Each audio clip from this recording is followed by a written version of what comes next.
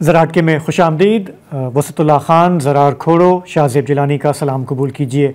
हुकूमत ने ऐलान किया है कि गंदम पर जो सब्सिडी मिलती थी, सपोर्ट प्राइस मिलती थी किसानों को, वो अब नहीं मिलेगी। IMF की कड़ी शराइत हैं।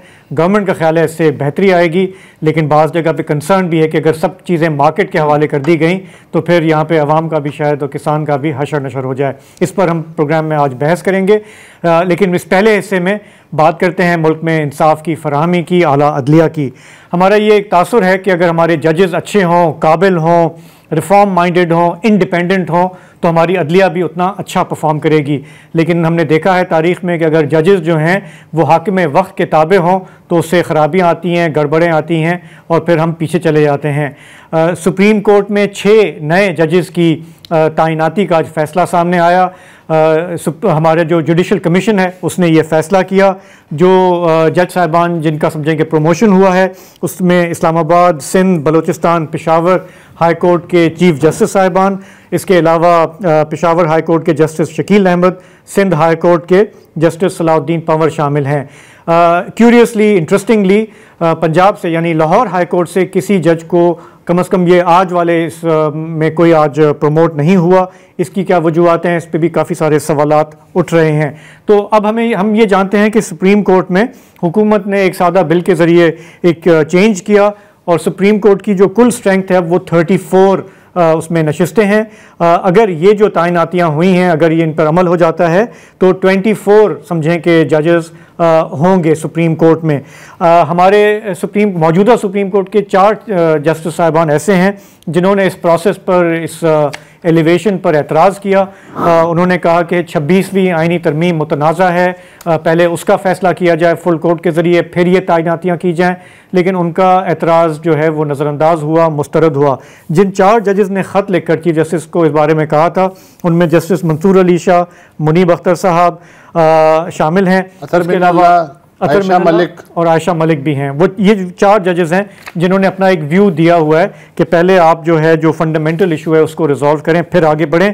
लेकिन अदलिया की लीडरशिप जो है वो उसका इसरार है कि हम आगे बढ़ते जाएंगे। फंडामेंटल इशू, ये जो चैलेंजेस हैं इनको भी तो थोड़ा सा घसीटा जा रहा है ना, कि जितनी देर इसमें डिले हो, हाँ, और उस दौरान जो ज़मीनी हकाइक हैं उनको आप तब्दील, हम कहते हैं कि मतलब एक सोच ही है, new facts on the ground वो बनते जाएंगे। तो फिर आप कहाँ से शुरू करेंगे? 34 आपने कहा ना, 24 हो गए हैं, अभी 10 मजीद जजों की तकर्री बाकी है।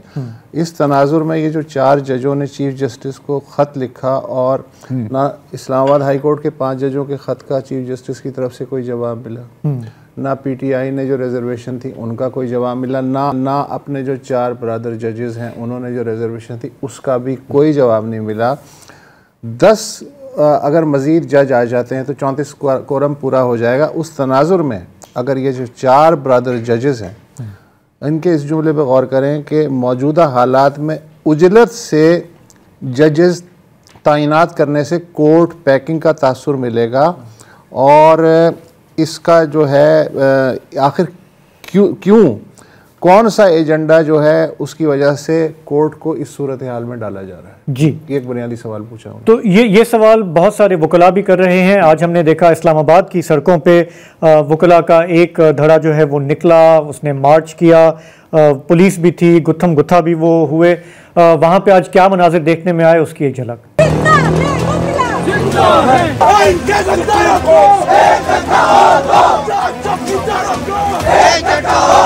हम आइन बचाने निकले हैं, हमारे जिंदा है, जिंदा है। वैसे पिछले 5 दहाइयों में बहुत तब्दीलियां देखी हमने, नारे कभी तब्दील नहीं हुए, वही नारे, मसाइल भी वही है ना, नारे भी वही रहते हैं। क्या करें? तो जो कुछ हुआ आज इस्लामाबाद में, हमारे डॉन के नुमाइंदे हैं ताहिर नसीर, वो वहाँ मौजूद थे। उनसे मैंने पूछा कि बहुत सारे जो बार एसोसिएशंस हैं वो इसमें नहीं थी, कुछ थी, तो वहाँ पे एक्चुअली हुआ क्या? जी बिल्कुल, देखिए सुप्रीम कोर्ट में जो जुडिशल कमीशन का इजलास होना था उस हवाले से आज वकला बरादरी ने एहतजाज की कॉल दी हुई थी और वकला का एक ही मौकफ था कि जुडिशल कमीशन का इजलास मौखर किया जाए। 26वीं आईनी तरमीम के हवाले से जो वकला की पिटिशंस हैं उनके ऊपर समाअत की जाए।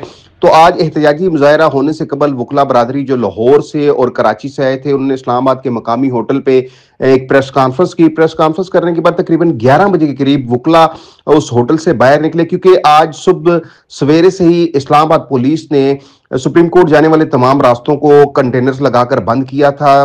पुलिस की भारी नफरी तैनात की थी, सिर्फ मरगला रोड को ओपन छोड़ा गया था। तो वुकला जब होटल से बाहर निकले तो उनको कोई रास्ता ना मिला, तो वो सरीना चौक, जिसको श्रीनगर हाईवे कहते हैं, वहां पे वो आ गए और वहां पे उन्होंने पेशकदमी की कोशिश की कि हम सुप्रीम कोर्ट जाएं, लेकिन कंटेनर्स होने की वजह से, पुलिस की भारी नफरी तैनात होने की वजह से वुकला की और पुलिस की आपस में गुत्थम गुत्था हुआ है। वहां पे डीआईजी को धक्के मारे गए, इस्लामाबाद के डीआईजी थे। उसके बाद पुलिस ने लाठीचार्ज किया। तो जब प्रिजनर वैन वहां पे पहुंचाएगी तो वुकला बरादरी पीछे हटना शुरू होगी और फिर एम्बेसी रोड के जरिए, जो एम्बेसी रोड का रास्ता है, वहां से होते हुए वुकला बरादरी डी चौक पहुंचे। वहां पे इन्होंने नारेबाजी की और इसके साथ ही जब नारेबाजी की जा रही थी तो Islamabad high court bar association के जो प्रेसिडेंट है रियासत अली आजाद, इस्लामाबाद बार कौंसिल के वाइस चेयरमैन है नसीर यानी, वो वहां पे पहुंचे। उन्होंने वहां पे तकरीरें की, लेकिन इसके साथ ही तकरीबन 3 का टाइम हो गया था तो जुडिशल कमीशन का इजलास भी शुरू हुआ। तो इस्लामाबाद हाई कोर्ट बार के जो सदर थे और इसके साथ साथ जो इस्लामाबाद बार कौंसिल के वाइस चेयरमैन थे, वो वहां से चले गए वापिस। तो जो कराची से वुकला आए हुए थे, जो लाहौर से वुकला आए हुए थे, तो उन्होंने इस्लामाबाद बार एसोसिएशन के मुतालिक ये कहा कि ये इन लोगों ने हाथ कर दिया है, इस्लामाबाद बार का वकील ही बाहर नहीं निकला। तो उसके साथ ही वहां पे जो लाहौर और कराची से वुकला आए थे वो भी डिस्पर्स हो गए। उसके बाद तमाम रास्ते जो सुप्रीम कोर्ट जाने वाले रास्तों को बंद किया गया था, उन तमाम रास्तों से कंटेनर्स हटाए गए। ये हमारे रिपोर्टर थे ताहिर नसीर। अब सीधे चलते हैं लाहौर, जहां से हमें बैरिस्टर रिदा हुसैन ज्वाइन कर रही हैं। रिदा, ये लॉयर्स का प्रोटेस्ट हमने देखा कि ज़ाहिर है कि उसमें एक डिवीज़न है। कुछ लोग जो हैं वो समझते हैं कि जो कुछ हुआ है वो आइन के ऐन मुताबिक हुआ है। इसमें अच्छे सीनियर जजेस भी आए हैं, चीफ जस्टिस जो हैं वो भी आ गए हैं, तो एतराज़ होना नहीं चाहिए तावक्ते कि ये सारे कवानीन चेंज हों या ये इन क्वेश्चन आ जाएं। मुझे आप अपना थोड़ा सा व्यू बताएंगी कि how are you looking at it, कि ये एलिवेशन जो है इससे हमारी जुडिशरी बेहतरी की तरफ जाएगी या नहीं? कंसर्न्स हैं। जी शाजीब साहब, शुक्रिया। मेरी नज़र में आज हमारे पूरे अदालती निज़ाम के लिए एक बहुत अफसोसनाक दिन है जिस तरह ये जजेस की तैनाती की गई है। और अफसोसनाक दिन इसलिए है, सबसे पहले कि वुकला की तरफ से एहतजाज था और इस एहतजाज को किस तरह रिसीव किया गया इंतज़ामिया की तरफ से सबको नज़र आ रहा था। आपके रिपोर्टर ने भी आज बताया कि क्या हालात थे इस्लामाबाद में। तो सबसे पहले ये कि एक एहतजाज था और उसको किस तरह इंतज़ामिया ने रिसीव किया और इस हालात में जजेस की तैनाती की गई। और दूसरा यह कि ना सिर्फ वुकला की तरफ से एहतजाज हुआ मगर अदालत के अंदर से अब एक आवाज़ उठ रही थी कि इस तरह जजेस की तैनाती नहीं होनी चाहिए। Justice Mansoor Ali Shah, justice Muneeb Akhtar, senior जजेस ने जुडिशल कमीशन के इजलास में हिस्सा नहीं लिया और जो पाकिस्तान तहरीक इंसाफ के रिप्रेजेंटेटिव्स हैं उन्होंने भी जुडिशल कमीशन के इजलास में हिस्सा नहीं लिया। और जो रीजंस हैं कि क्यों नहीं होना चाहिए था, वो 4 जजेस का जो खत है उसमें उन्होंने हवाला दिया कि क्यों इस वक्त जुडिशल कमीशन का इजलास नहीं होना चाहिए। और जो रीजंस 4 जजेस ने दिए उनमें बहुत वजन है। उन्होंने कहा कि 26वीं आइनी तरमीम के खिलाफ आइनी दरखास्तें इस वक्त पेंडिंग हैं। ये जो जजेस की तैनाती का प्रोसेस है ये 26वीं आइनी तरमीम में वाज़ेह हुआ है। ये जो जुडिशल कमीशन है, जो नई जुडिशल कमीशन है जिसमें अब हुकूमत के ज़्यादा मेंबर्स हैं और जजेस को उन्होंने एक माइनॉरिटी बना दिया है उस जुडिशल कमीशन में, वो भी 26वीं आइनी तरमीम के बाद बनी है। तो जब 26वीं आइनी तरमीम के चैलेंजेस पेंडिंग है, पहले आप उन पे फैसला करें, उसके बाद आप उस तरमीम पे अमल करें, उसके बाद आप उसके तहत अपॉइंटमेंट्स करें। जो 4 जजेस हैं सुप्रीम कोर्ट में, उन्होंने अपने खत में बेनिफिशरीज का लफ्ज़ इस्तेमाल किया। उन्होंने कहा कि ये जो जजेस आ रहे हैं जिनको ये जुडिशल कमीशन अपॉइंट करेगी वो बेनिफिशरीज हैं 26वीं आइनी तरमीम के। तो अगर आइनी दरखास्तें मंजूर हुई जिसमें ये दरखास्त की गई है कि 26वीं आइनी तरमीम को कलअदम करार डिक्लेयर करें, तो जो जजेस की अपॉइंटमेंट 26वीं आइनी तरमीम के तहत होगी उसको क्या होगा, उस पर भी एक बहुत सवालिया निशान उठेगा अगर इस आइनी तरमीम को अदालत स्ट्राइक डाउन कर दे। अच्छा, बैरिस्टर साहिबा, सॉरी आपकी बात काट रहा हूँ। ये जो चैलेंजेस हैं 26वीं आइनी तरमीम के खिलाफ, इनका इस वक्त क्या स्टेटस है? इनकी कोई हियरिंग भी हो रही है? कोई सिलसिला शुरू भी हुआ है? इनकी एक हियरिंग हुई है ज़रार साहब, और उस हियरिंग पे जो दरख्वास्त दी गई वो ये थी कि फुल कोर्ट बनाई जाए। तो जहाँ तक कोर्ट पैकिंग की बात है, जो जजेस हैं उन्होंने अपने ख़त में ये भी लिखा है, और जो वकला की तरफ से भी ऑपोजिशन आ रही है वो ये है कि एक दरख्वास्त की गई कि 26वीं आईनी तरमीम को सुप्रीम कोर्ट की फुल कोर्ट सुने। तो कोर्ट पैक करने के लिए अब हुकूमत ये कोशिश करी कि उनके अपने जजेस आ जाएं सुप्रीम कोर्ट में, कि अगर फुल कोर्ट भी बने तो हुकूमत एक तरह से अपनी अक्सरियत जो है वो इंश्योर कर सके। ये एक परसेप्शन जो है वो इस पूरे सिलसिले से आ रही है। और जो अब सवाल है वो ये उठेगा कि अगर फुल कोर्ट बने 26वीं आईनी तरमीम के चैलेंजेस के लिए, तो क्या ये जो जजेस आज अपॉइंट हुए हैं क्या वो उसका हिस्सा होंगे या नहीं? आप उन बेनिफिशरीज को जिनकी अपॉइंटमेंट ही उस आईनी तरमीम के तहत हुई है, क्या आप उनको बिठा सकते हैं उस बेंच पे जो ये फैसला करेगी कि क्या ये आईनी तरमीम ठीक है या नहीं? एक बेनिफिशरी ये कैसे फैसला कर सकता है कि जिस तरमीम के तहत वो अपॉइंट हुआ है क्या वो ठीक है या नहीं? तो एक परसेप्शन ये भी है कि फुल कोर्ट की जो दरखास्त है उसके रिस्पांस में ये किया गया है। और क्यों ये जल्दबाजी है, इस पे भी एक सवाल उठना बहुत जरूरी है कि आपने क्यों पहले ये पिटिशंस की फैसला नहीं किया? क्यों ये तेज रफ्तारी से, क्यों जल्दबाजी से आप ये जो है जजेस की तैनाती कर रहे हैं? और अफसोस से कहना पड़ता है, बिल्कुल आप जुडिशल कमीशन की अगर हम कॉम्पोजिशन देखें अब, उसमें 5 ऐसे मेंबर्स हैं जिनका हुकूमत से ताल्लुक है। अटॉर्नी जनरल सॉरी, मैं आपको थोड़ा सा एक काउंटर पॉइंट भी देना चाह रहा हूँ just for the sake of discussion, कि हमारे यहाँ justice Mansoor Ali Shah is known for जो सीनियरिटी प्रिंसिपल के हवाले से उनके जो व्यूज़ हैं वो भी नोन है। तो जिस तरह ये कहा जा सकता है कि अगर आप बेनिफिशरी हैं आप बैठ नहीं सकते, तो फिर कहने वाले ये भी कह रहे हैं कि चूंकि आपने लूज आउट किया बिकॉज ऑफ 26th अमेंडमेंट तो इसलिए आप शोर मचा रहे हैं। तो अगर if we not get into ये जो एक्सपर्शंस होती हैं और हम सिर्फ इसकी मेरिट को अगर हम देखें, इररिस्पेक्टिव के कोई किसी को नुकसान हुआ है किसी को फ़ायदा हुआ है बाय दिस अमेंडमेंट, कि अगर हम सिर्फ इसको ओवरऑल मेरिट के पे देख लें कि इस वक्त ये लॉ ऑफ द लैंड है, right, whether we like it और वी डोंट लाइक इट, ये लॉ ऑफ द लैंड है। बिल्कुल उसी तरह के हमारे आइन में कुछ ऐसी तरमीम है जिससे शायद हम अग्री नहीं करते, जो 70s में भी हो गई थी, लेकिन they are currently law of the land. तो क्या वो प्रोसेस फॉलो हुआ है या नहीं हुआ? देखिए शाहजेब साहब, प्रोसेस तो जो है वो इन सेंस आप कह सकते हैं कि फॉलो हुआ है, क्योंकि अब जुडिशल कमीशन में हुकूमत को आपने एक तरह से एक बहुत ज़्यादा वोट दे दिया है, हुकूमत के जो रिप्रेजेंटेटिव्स हैं 26वीं आईनी तरमीम के बाद, तो वो प्रोसेस आप कह सकते हैं एक तरीके से फॉलो हुआ है। मगर इससे मैं कहूँगी कि ये जो अपॉइंटमेंट्स हुई हैं ये चैलेंजेस के साथ लिंक्ड हैं, क्योंकि अगर चैलेंजेस मंजूर होंगे इन अपॉइंटमेंट्स में सवाल उठेगा। आपने जो बात की कि जस्टिस मंसूर अली शाह पे भी ये सवाल जो है वो सकता है कि वो चीफ जस्टिस की जो पोजीशन है he has lost out on it, तो उन पे भी ये सवाल उठ सकता है। जो वकला की तरफ से जो रिक्वेस्ट है वो ये है, जो पिटिशंस फाइल हुई हुई हैं, कि वो फुल कोर्ट सुने जो 26वीं आईनी तरमीम से पहले जो जजेस थे वो सारे सुने। तो जो सारे जजेस हैं बिफोर 26वीं तरमीम से पहले वो सारे सुने, 26वीं तरमीम के बाद वाले जजेस ना सुने। तो जो तमाम जजेस हैं जो जिनको आप एक तरह से कह सकते हैं जो आईनी बेंच के हिस्सा हैं, जिनको आईनी बेंच पे बनाया गया, वो भी बैठे, और जो बाकी जजेस हैं जो आम बेंचेस पे सब बैठे, मगर वो जजेस जो 26वीं तरमीम से पहले के थे सुप्रीम कोर्ट में, the supreme court as it existed prior to the, तो ये मसले का जो बेनिफिशियरीज हैं 26वीं तरमीम के, वो 26वीं तरमीम के केस को ना सुने। लेकिन अब देखें ये मसले का एक हल हो सकता है, लेकिन चीफ जस्टिस ने ये कह के अपनी जान छुड़ा ली कि जी अब मैं तो बनाता ही नहीं हूं बेंचेस, अब तो वो जो पूरा एक कमीशन है, तो ये एक पूरा गड़बड़ घोटाला बनता जा रहा है। सदियों पुराना एक कॉमन सेंस की बात है, इसके लिए कोई लंबी चौड़ी उसकी ज़रूरत नहीं है कि अगर मैं एज अ जज ये समझूं कि यार मैं स्टेक होल्डर हूं, मैं इस केस में क्यों बैठूं, तो वो खुद ही अलग हो जाता है। कॉन्फ्लिक्ट ऑफ इंटरेस्ट आपको कॉन्फ्लिक्ट ऑफ इंटरेस्ट यहाँ डेवलप हो रहा है ना, लेकिन अब मेरा ख्याल है ये रिवाज खत्म हो गया। नहीं देखें, इंटरेस्ट ही कॉन्फ्लिक्ट में है ना सर। तो अब थैंक यू, एक वक्फा लेते हैं फिर इस गुफ्तगू को जारी रखेंगे।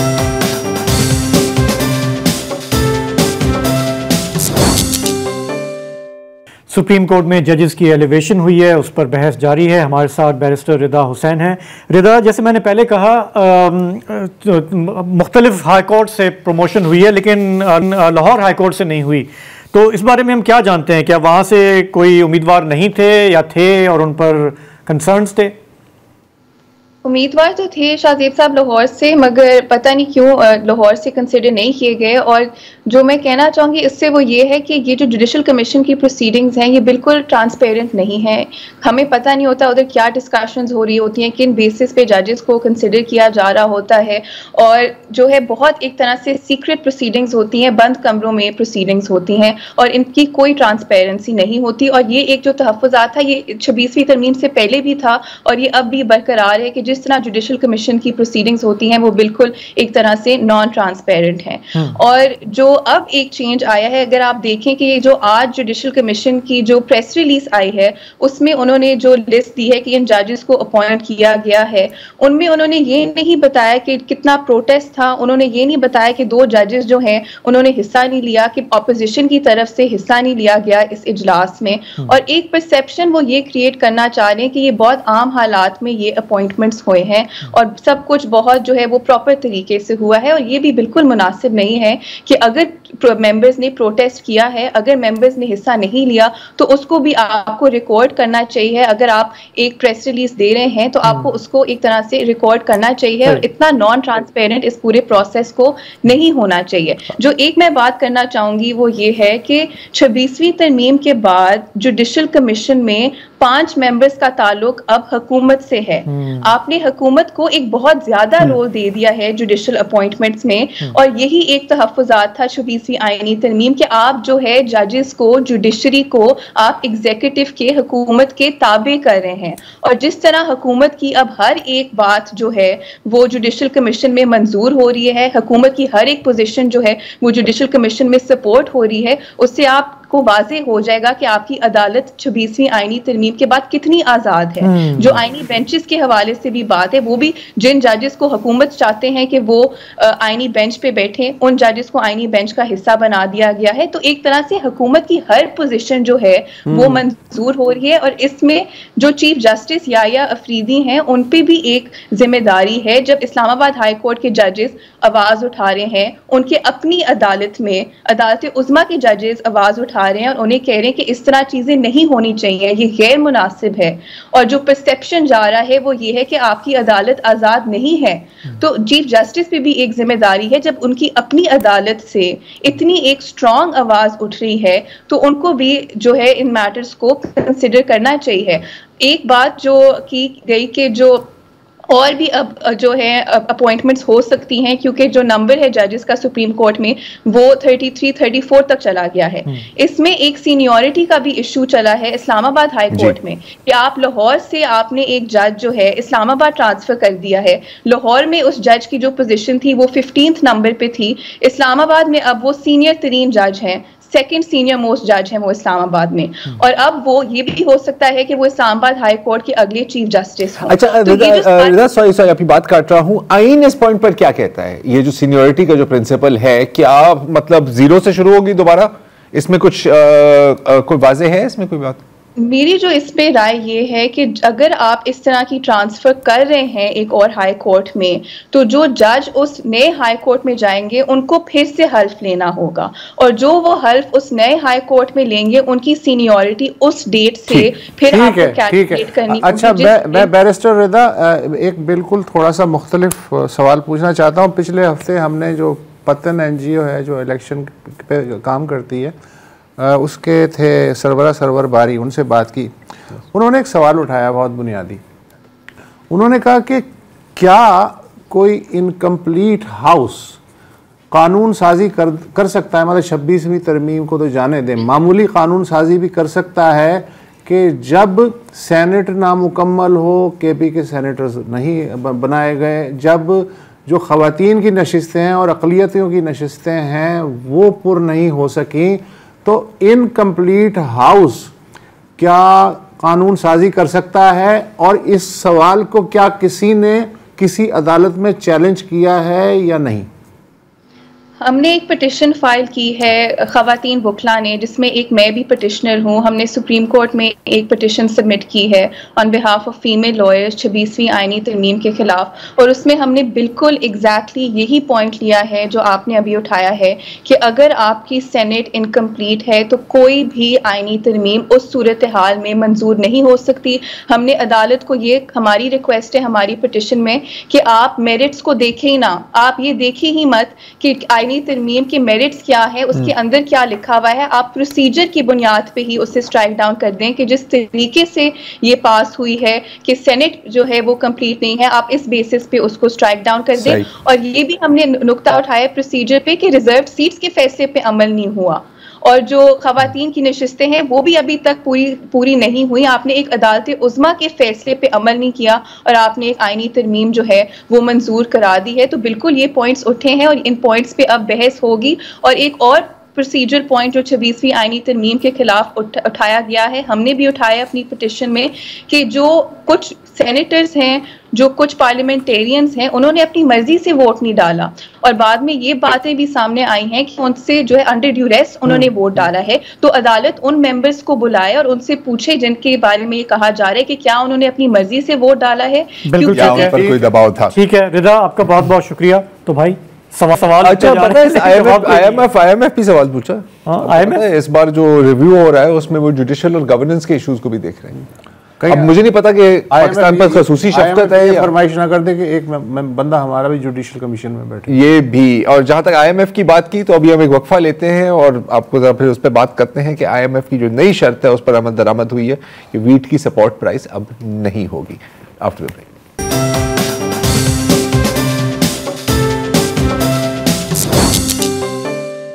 Welcome back. गंदम की फसल अप्रैल में आना शुरू होती है और जून तक ये सिलसिला मुकम्मल हो जाता है और हर साल गंदम की फसल के आने से पहले हुकूमत की तरफ से 2 अनाउंसमेंट्स की जाती हैं। एक कि कितनी गंदम प्रोक्योर की जाएगी हुकूमत की तरफ से, और दूसरा कि गंदम की सपोर्ट प्राइस या आई थिंक मिनिमम प्राइस भी हम कह सकते हैं, मिनिमम प्राइस क्या होगी। जैसे पिछले साल 3,900 रुपए फी मॉन्ड यानी 40 किलो की प्राइस सेट की गई थी। अच्छा, इसमें जाहिर है कि काफ़ी इनएफिशिएंसीज भी होती हैं। अक्सर हम देखते हैं कि प्रोक्योरमेंट प्रोसेस में इतनी गलतियां होती हैं। जैसे पिछले साल जो गंदम का क्राइसिस आया था वो हमारे सामने है, उसमें मजीद तफसील में बात करने की ज़रूरत नहीं है। इस साल क्या हुआ है, और बहुत ही कम फोकस हुआ है इस खबर पर, कि हुकूमत ने ऐलान किया है कि इस साल वो गवर्नमेंट गंदम की सपोर्ट प्राइस नहीं अनाउंस करेगी। मतलब कि अब बज़ाहिर मार्केट फोर्सेस इस चीज को डिटरमिन करेंगे, और जाहिर है कि हुकूमत ने कोई खुशी से नहीं किया, ये IMF की एक बहुत कड़ी शर्त थी। अच्छा, सपोर्ट प्राइस का मकसद क्या था? सपोर्ट प्राइस का मकसद था कि एक तो किसानों को मंडी के रहमो करम पर ना छोड़ा जाए, क्योंकि आपको पता है मार्केट में डिस्टॉर्शंस भी बहुत होती हैं। दूसरा कि गंदम की इतनी सप्लाई हो कि कोई नेशनल फूड सिक्योरिटी का क्राइसिस ना हो। लेकिन अब इस फैसले के बाद क्या पोजीशन सामने आई है? जाहिर है कि मुख्तलिफ ओपिनियंस हैं। आज हमने इसी पर बात करने के लिए दावत दी है डॉक्टर कैसर अली साहब को, और हमें ज्वाइन कर रहे हैं अली खिजर साहब, सहाफ़ी भी हैं और director of research at business recorder. Bengali साहब, मैं आपसे आगाज करूंगा। आप जाहिर है कि बहुत क्रिटिकल हैं इस फैसले के। वो एक अलग बात है कि IMF की डिक्टेशन है, इस पर भी हम बात करेंगे। और आप कह रहे हैं कि इससे ना सिर्फ काश्तकारों का नुकसान होगा बल्कि मुल्क का भी नुकसान हो सकता है। अगर आप थोड़ा सा तफसील में हमें बता सकें कि आप ऐसा क्यों सोच रहे हैं। जी, बहुत बहुत शुक्रिया मुझे इस प्रोग्राम में शामिल करने का। मैं पहले ये बताता चलूँ, मेरा स्टैंड जो है, आइडियोलॉजिकल स्टैंड ये है कि प्राइवेट सेक्टर का अहम रोल है मईशत में, लेकिन ड्राइवर जो है हमेशा स्टेट को होना चाहिए, क्योंकि रियासत नुमाइंदगी करती है आवाम की, प्राइवेट सेक्टर नुमाइंदगी करते हैं उन कारोबारी लोगों को। और ये मुल्क हमें तय करना है कि आवाम का है या कारोबारी लोगों का है। हैविंग सेड दैट, हमने अगर ये प्रोक्योरमेंट प्राइसेस ख़त्म कर दी तो होगा ये कि जो काश्तकार है वो फसल काश करेंगे जिसमें उनको मुनाफा ज़्यादा है। और मुनाफा कैश क्रॉप में ज़्यादा होता है, which is rice and sugarcane, और वीट में कम है, कॉटन से भी कम है। तो कॉटन प्लांट नहीं होगा, सॉरी वीट प्लांट नहीं होगा, बाकी चीज़ें होगी। तो जब वीट की प्लांटिंग नहीं होगी तो हार्वेस्ट भी नहीं होगा, शॉर्टेज होगी, हमें फिर इंपोर्ट करना पड़ेगा। और चूंकि डॉलर महंगा है और महंगा होता चला जाएगा तो गंदम और आटा भी महंगा होता चला जाएगा, तो एक बहुत बड़ा बहरान क्रिएट करेगा ये।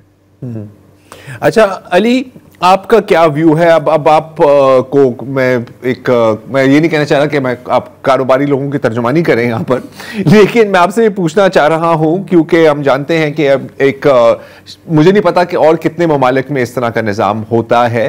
पाकिस्तान की जो सिचुएशन है और जो ग्राउंड रियलिटीज़ हैं पाकिस्तान की इकोनॉमी को, उसको मद्देनज़र रखते हुए आपका क्या ख्याल है कि short term loss and long term benefit, या दोनों में लॉस या दोनों में बेनिफिट? देखिए जी, बिल्कुल ये बात जो कैसर साहब ने की कि एक फलसफा है कि आप किस फलसफे को बुनियादी तौर पे रखते हैं। तो कैसर साहब का फलसफा जो वो मानते हैं कि ये सपोर्ट होनी चाहिए। मेरे ख्याल में ये सपोर्ट का चूंकि एक वक्त में शायद ज़रूरत थी, अब शायद इतनी ज़रूरत नहीं है। और अब ये है कि वीट हर इलाके में और हर तरह का काश्तकार को एक यील्ड पे नहीं करता। कुछ लोगों की यील्ड बेहतर है, कुछ की कम है। और जो अच्छी यील्ड पे है, जिन इलाकों में बेहतर उगती है, जहाँ पे उसकी सन ज़्यादा बनेगी उगेगी। बाकी कैसर साहब की बात ठीक है कि उसकी जगह कुछ और क्रॉप से होंगी। तो ज़रूरी नहीं कि वो शुगर केन हो और राइस ही हो। राइस होगी कि वो राइस आप एक्सपोर्ट करते हो तो उसका एक मार्केट आपको इंटरनेशनल मिलती है। अच्छा, उसके बाद शुगर केन शायद ना हो। उसके अलावा और भी कुछ क्रॉप्स हैं, जैसे मेज़ जो है वो एक बहुत बड़ी सक्सेस है। और फार्मर पे नई चीज ट्राई करेगा, और नई चीज ट्राई करेगा तो मुख्तलिफ सॉइल कंडीशन के हिसाब से मुख्तलिफ नई चीजें मिलेंगी। तो एक बेहतर फैसला हो सकेगा। अच्छा, वहां पे बात ये आती है कि जी हाँ, अगर हम वीट की कंजम्पशन हमारी कम हो जाती है, मतलब हमारी सप्लाई कम हो जाती है, तो नेचुरली हमें इंपोर्ट पे जाना पड़ेगा। और अगर पाकिस्तान एक बड़ा मुल्क है प्रोडक्शन के अंदर, उसकी कम हो जाती है और वो दुनिया में प्रेशर आता है, तो इंटरनेशनल प्राइसेस भी ऊपर जाएंगी। ये एक क्राइसिस आ सकता है। लेकिन एक बुनियादी बात जो मेरे ख्याल में बड़ी एक नामुनासिब हुई है इस सारे प्रोसेस के अंदर, जो डॉक्टर साहब भी मेरे से शायद इस पे मुस्तफीद एक मेरे से मतलब वो करेंगे, मतलब एग्री करेंगे, हाँ इत्तफाक करेंगे कि जी कि ये जो है जी, पिछले साल इन्होंने एक वीट सपोर्ट प्राइस दी थी, जैसे आपने शुरू में अपनी इंट्रोडक्शन बनाया कि 3900 रुपीज के और ऊपर। और लेकिन उसके वक्त जब वो प्रोक्योरमेंट का काम आया तो इंटरनेशनल प्राइसेस गिर गई थी, तो इन्होंने इंपोर्ट कर ली और सस्ती हो गई, और यहाँ पे मार्केट में प्राइस गिर गई। अच्छा, फार्मर जो था उसको एक एक्सपेक्टेशन थी कि मुझे ये प्राइस मिलेगी, उसने अपना इनपुट का करके इस तरह से प्राइस दी। जब अगर उसे प्राइस 2600, 2800, 3000 इस तरह से कहीं पे जाके मिली है, तो उसकी बुनियाद की वजह से उसका लॉस हुआ है, उसकी अगले क्रॉप साइकिल खराब हुए हैं। और इस साल एक्सपेक्टेशन थी ये नहीं होगा। और अब बात ये है कि अब ये एक पॉलिसी को डिफाइन करके चलते कि जी हम इसको स्टेज मैनर में खत्म कर रहे हैं, आप अपने अगले क्रॉप के डिसीजन अभी से ले लें। ये चुप करके कर जाना ना, ये मेरे ख्याल में ये मेथड नहीं थी इनका। दैट इज व्हाट आई से। तो IMF की तरफ से पिछले 3-4 महीनों से ये रिपोर्ट आ रही थी कि ये गवर्नमेंट को कहा गया है, गवर्नमेंट ये करने जाएगी। ऐलान अब हुआ है। हाँ। तो ये जो बात है ना कि अगर आप लोगों को हेड्स अप देते हैं, आप एक साल पहले को बताया गया कि हम ऐलान करने जा रहे हैं। मैं वही कह रहा हूँ, जिस तरह ये भी कह रहे हैं कि अगर आप हेड्स अप दे दें एक साल पहले लोगों को, तो पीपल कैन प्रिपेयर। हाँ। लेकिन मेरा ख्याल है कैसर साहब, आप जो बात कर रहे हैं वो थोड़ा सा वो ये भी नहीं है कि जी हेड्स अप देना चाहिए। आप तो कह रहे हैं कि नहीं, स्टेट का बहुत क्लियर इसमें रोल है, मार्केट फोर्सेस पे हम ये चीजें नहीं छोड़ सकते। जी, मेरा ख्याल है कि 3 अशियाएं है खुराक की, गंदम है, दाल है और कुकिंग ऑयल का रॉ मटेरियल है, जो हमारे यहाँ बेसिकली सनफ्लावर है। ये मार्केट पे नहीं छोड़ा जा सकता। ये हम डिपेंडिंग ऑन कितनी पर एकड़ यील्ड है, हम एकरेज स्पेसिफाई करें और उतनी एकरेज हर ये तीन क्रॉप में एकरेज को स्पेसिफाई कर दें और ये गारंटीड एकरेज हो, ताकि हमें इन 3 अशियाओं के के लिए इंपोर्ट पे इन्हिसार न करना पड़े, बिकॉज फूड इन्फ्लेशन हाई हमारे यहाँ इसलिए हो रहा है कि हम तकरीबन 10-15% गंदम इंपोर्ट करते हैं, 90% दालें इंपोर्ट करते हैं और 100% जो है पाम ऑयल इंपोर्ट करते हैं। और जैसे जैसे डॉलर महंगा होता है फूड इन्फ्लेशन बढ़ता जाता है और जो लो इनकम का है वो पिस रहे हैं। रियासत का काम है इस तबके को हिफाजत देना, माशी हिफाजत देना, और इन 3 सेक्टर्स में मार्केट ऑपरेट नहीं करनी चाहिए। सही। ये कहना है कि फार्मर को ऑप्शन दें, लेकिन फार्मर को अगर ऑप्शन देंगे तो फार्मर बायोडीजल प्रोड्यूस करेगा, उसके लिए आधे मुल्क में शुगर केन ग्रो होगी, क्योंकि बायोडीजल बहुत वैल्यूबल एक आइटम प्रॉफिटेबल है जी। तो ये जो market argument does not work here. It अगर इस साल के ठीक है। अच्छा, कैसे साहब एक मतलब वो ये कह रहे हैं कि स्टेपल डाइट जो है किसी भी मुल्क के शहरियों की, उसके साथ खिलवाड़ नहीं होनी चाहिए। अच्छा, खिलवाड़ है ना। अब अगर इन चीजों में फूड इन्फ्लेशन होती है ना, देखिए बाकी किस्म की महंगाई लोग फिर भी बर्दाश्त कर लेते हैं, ये वो इशू है जिसमें फिर लाखों लोग सड़कों पर निकलते हैं। एनीवे, एक वक्फा लेते हैं, फिर मेरी गुफ्तगू जारी रहेगी।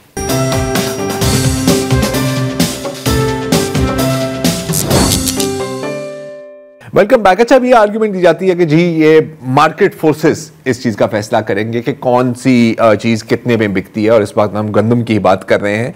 लेकिन मार्केट और मार्केट फोर्सेस किस बला का नाम है? एक तो है जो आप टेक्स्ट बुक्स में पढ़ते हैं ना कि यार ये है डिमांड का ग्राफ, ये यूं जाता है, और ये सप्लाई का ग्राफ ये यूं जाता है। हो सकता है कि मैं गलत बोल रहा हूं, मैं कभी इन चीजों में ज्यादा महारत हासिल नहीं थी। और बीच में जहां वो मिलते हैं ये है प्राइस, और ये मार्केट डिटरमिन करती है। लेकिन यहां पर मार्केट कम और माफिया ज्यादा है। यहां पर हर शाख पर माफिया बैठा हुआ है। और अगर आप किसी भी काश्तकार से पूछें, उनसे किसी काश्तकार से पूछेंगे आपका सबसे बड़ा दुश्मन क्या है, कौन है, वो अमेरिकन सुंडी का नाम नहीं लेगा, वो आड़ती का नाम लेगा। राइट। तो अली यार यहां पर, और आप अच्छी तरह से जानते हैं कि ग्राउंड पर क्या होता है, क्या पोटेंशियल नुकसान हो सकता है अगर ये सारी चीजें मार्केट के हाथ में ही दी जाएं। तो गंदम की क्या सप्लाई तो फिर ना होने के बराबर ही होगी, या ऐसा नहीं है? अच्छा, अगर आप जरा पिछले कुछ सालों की हिस्ट्री देख ले पाकिस्तान के अंदर प्राइसेस की, पिछले कुछ 10-15 सालों की, तो गालिबन जो हमारे यहाँ प्राइसेस हैं ना, वो मोरलेस जो है इंटरनेशनल प्राइसेस के पास ही आ जाती हैं। और जब इंटरनेशनल प्राइसेस ऊपर होती हैं और पाकिस्तान के अंदर गंदम सस्ती होती है, तो फिर यहाँ से आप जो है आपकी एक्सपोर्ट भी हो जाती है, और अदर वे राउंड भी ये होता है। और ये स्मगलिंग के थ्रू, किसके थ्रू, बट ये फिनोमेना चलता रहा है और प्राइसेस करती रही हैं। तो अगर अभी आप देखिए कि अभी भी हमारे यहाँ जो प्राइसेस गिरी हैं पिछले साल, वो इस वजह से कि इंटरनेशनल गिरी थी। उससे पहले वो ऊपर गई थी, हमारी भी ऊपर के चली गई थी। वो किसान डिमांड भी ज्यादा करता है, और तो मोरलेस हम मार्केट फोर्सेस में बहुत ज्यादा हैं प्राइस के मामले में। ठीक है, सप्लाई के मामले में हम खुद कफील हैं। एक होता है कि जी आपके पास डॉलर ना हो या दुनिया में शॉर्टेज हो जाए, तो फिर आपके तो बहुत बड़ा मुल्क है तो उसमें ये हो जाएगा। अच्छा, दूसरा आरती वाली जो आपकी बात की है ना, वो आपका बड़ा अच्छा एक पॉइंट है कि एक इस जो प्रोक्योरमेंट का प्रोसेस है, इसको बड़ा मिसयूज किया जाता है।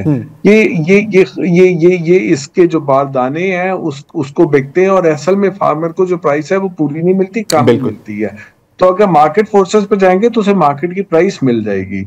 हाँ, तो वो फिर आरती से निकलेगा तो उसे फाइनेंसिंग कहीं से चाहिए होगी, उसको बैंक में कहीं सिस्टम करे ना। वो आरती पे क्यों जाता है? क्योंकि आरती उसको इनपुट देता है, उसे फर्टिलाइजर देता है, एक तरह से एक अनऑफिशियल बैंक है उसका। जी, बैंक है ना, तो आपको बैंक में जाना पड़ेगा, तो वो आरती फिर ज्यादा उसमें कमाता है। तो अब बहरहाल बात, वो आरती का मामला ठीक है, लेकिन आरती को छोड़ दें यहाँ पे। इसको ये जो गंदम की जो प्रोक्योरमेंट होती है, उसमें सरकार के अफसर का बड़ा रोल होता है।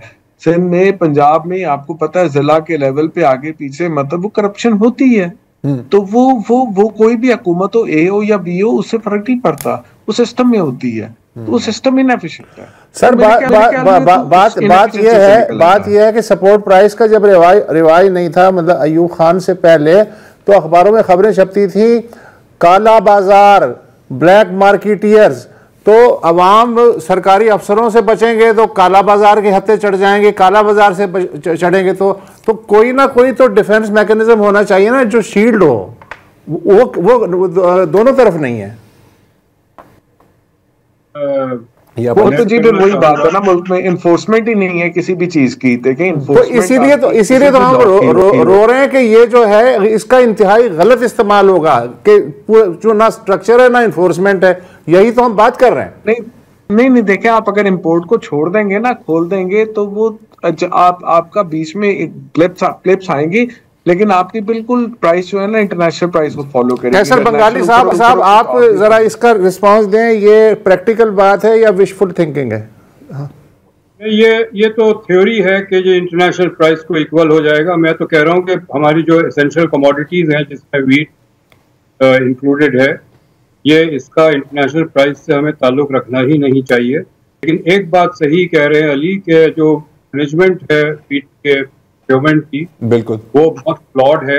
गवर्नमेंट ये जो बरदाना की मोनोपोली है ये खत्म हो जानी चाहिए फूड डिपार्टमेंट का, और एक प्राइस हो, अगर मार्केट प्राइस प्रोक्योरमेंट प्राइस से ज्यादा है तो फ्रीडम होना चाहिए फार्मर को कि वो मार्केट पे बेचे, और अगर मार्केट प्राइस कम हो गई है तो वो जाके गवर्नमेंट को बेचे। ये बेसिकली निज़ाम बनाने की ज़रूरत है। इस वक्त जो निज़ाम है इसमें वो कंपलसरी प्रोक्योरमेंट करते हैं, हरदाना सिर्फ रियासत देती है, यहीं पर सारा करप्शन है। एक लोअर करप्शन निज़ाम बनाया जा सकता है। मैं जीरो करप्शन तो नहीं कहूँगा, नहीं बिल्कुल, लेकिन लोअर करप्शन, लोअर इनएफिशिएंसी निज़ाम बनाया जा सकता है। फंडामेंटल पॉइंट ये है कि जो कंज्यूमर इंटरेस्ट कैसे हम protect, I am more concerned about the consumer interest rather than the interest of the private sector. Fair enough. अच्छा कैसे साहब ये बताइएगा कि अभी हमारे यहाँ एग्रीकल्चर के हवाले से कोई नज़र नहीं आता, कोई इतनी प्लानिंग है या स्ट्रैटेजी है? अभी भी ये जो कुछ हो रहा है ये IMF का डंडा है इसलिए हो रहा है। IMF का क्या इंटरेस्ट है ये सब्सिडीज हटाने में? Why are they so insistent on it? IMF का पॉइंट एक लिहाज से थोड़ी वैलिडिटी है। उसमें यह है कि सब्सिडी, अगर आप इनपुट सब्सिडी दे रहे हैं तो that usually translates into profit. Input subsidy is not passed on to the consumer, generally ये होता है। अगर आपको सब्सिडी देनी है तो आउटपुट लेवल पे दें। देखिए IMF is very supportive of BISP, बल्कि वो प्रेशर डाल रहे हैं हुकूमत पे कि इसको एक्सपैंड करें, लेकिन इनपुट सब्सिडी के वो खिलाफ है। इन थ्योरी सही है उनका पॉइंट, और ये जो इसमें बहुत ज़्यादा करप्शन है, बिल्कुल मैं अली से अग्री करूँगा इस बात पे। और ये मैंने इस पे एक नोट भी लिख के दिया था एक वक्त जब मैं फाइनेंस मिनिस्टर को, कि फूड डिपार्टमेंट सूबे जो है अबॉलिश कर दें, इनकी ज़रूरत ही नहीं है। और एक और चीज़ करने की ज़रूरत है जो हुकूमत ने आज तक नहीं की है, बात हुई है, वो क्रॉप इंश्योरेंस। क्रॉप इंश्योरेंस जो है वो फार्मर इंटरेस्ट को प्रोटेक्ट करेगा against any crash in prices. Agriculture का एक यूनिक फिनोमिना है, अगर बम्पर क्रॉप होता है तो प्राइसेस गिर जाती है, प्राइसेस गिरती है तो मुनाफा नहीं होता। मैं अभी सुजावल में ऑफ लेट काम कर रहा था, तो 2 साल बम्पर क्रॉप हुई टोमेटोज की। वो टोमेटो उन्होंने मवेशियों को खिला दिए, कनाल में फेंक दिया, उसने कहा कराची ले जाएंगे तो किराया का पूरा नहीं कवर होगा।